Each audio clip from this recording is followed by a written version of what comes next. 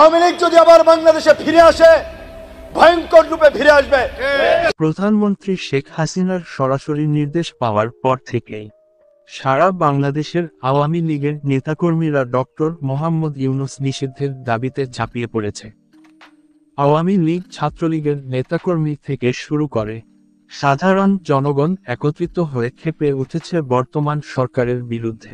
আমরা ছাত্র জনতা স্পষ্টভাবে বলে দিতে চাই, আমরা রক্ত দিতে শিখে গিয়েছি, আমরা কিন্তু বুলেটের ভয় পাই না। বাংলাদেশে না হয় সারা বাংলাদেশ আমরা আন্দোলন চালাম, এটা মিষ্টি। এদিকে আওয়ামী লীগের এই হরতালে যোগ দিয়েছে গণ অধিকার পরিষদের চেয়ারম্যান ভিপি নূর। তিনি বলেন, আমরা যে সোনার বাংলা গড়ার আশায় শেখ হাসিনার বিরুদ্ধে গিয়ে ইউনূস সরকারকে ক্ষমতায় বসিয়েছিলাম, সেই সোনার বাংলাদেশ গড়া দূরের কথায় সরকার বর্তমানে এই দেশটাকে ধ্বংস করে দিয়েছে।